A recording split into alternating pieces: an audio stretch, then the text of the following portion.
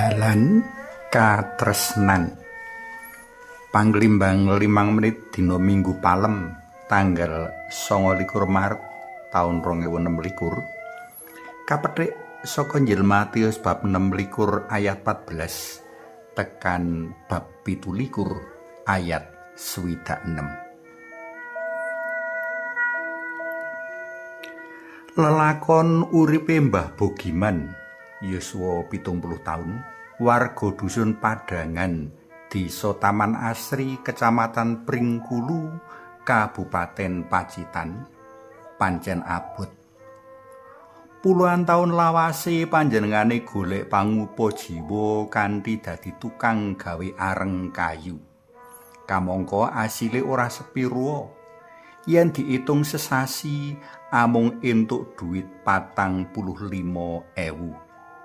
Kanggo ngedol arenge mau, Mbah Bogiman kudu mlaku ngliwati dalan alas ponggok sing doe udakara 10 km lagi tekan Pasar Arjowilangun.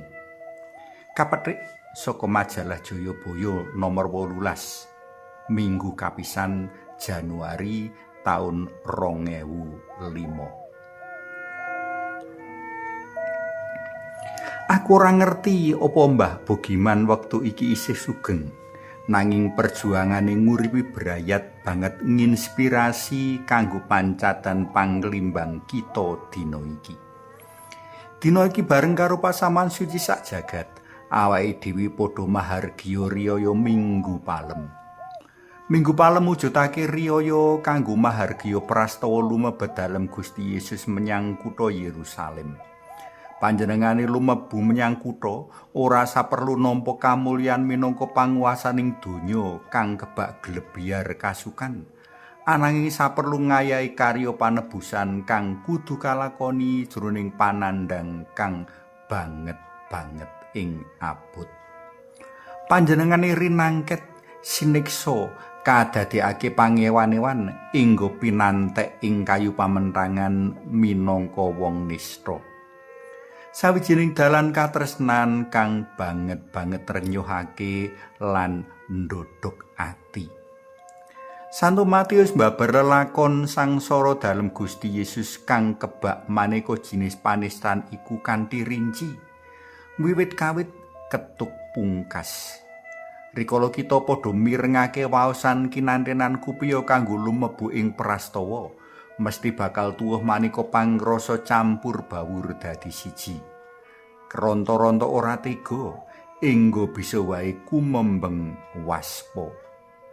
Demi slamet lan nyamijining umat manungsa marang Allah Hyang Rama, marga kalih saka dosa, panjenengane kanthi lila legawa tumapak lumebu pecak mbaka pecak kasangsaran kang bangeting gegirisi.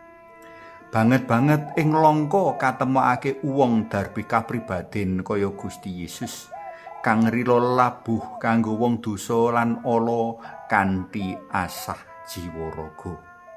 Perkarane yaiku nadyan akeh kang padha ngetut panjenengane, nanging sajak ora akeh kang atur welas sarta asung bila. Malah kepara wong-wong kang sakawit padha nyubya ora gantaran wektu padha malik grimbyang ngundhamana. Ora sethithik kang padha bengak-bengok nyengkuyung tindak durjanane para pamimpin Yahudi. Kasalibna, kasirnakna tiyang menika. Para tresna pelem kinasih kanthi tuhu ing sangsara ketuk sida, Gusti Yesus lulus pandadaran anggone tresnani manungsa. Panjenengane ngesokake katresnane kanthi tuntas. Minggu ngarep panjenengane nampa kamulyan kanthi wungu saka sida. Sawetara pitakonan prayoga kaajokake. Sepiro kuat dayaku ngadepi pacoban lan pandadaran tresnaku marang pepodo sarta marang Gusti Maha Tresna. Sepiro tegulan tangguh anggonku ngrungkepi kapitayan minangka wong Katolik. Muga dalan tresna kang padha kita wiwiti ing urip iki ora kandhek lan ora pupus ing supata lan culika kanthi nampik Gusti Sang Maha Tresna. Suwawi sami munjuk, Kunjung asma dalem Yang Rama Yang Putra Tuwin Yang Roh Suci. Amin. Gusti Yesus kawula munjuk nuwun awit sih katresnan lan pangorbanan paduka ingkang tuntas. Amin.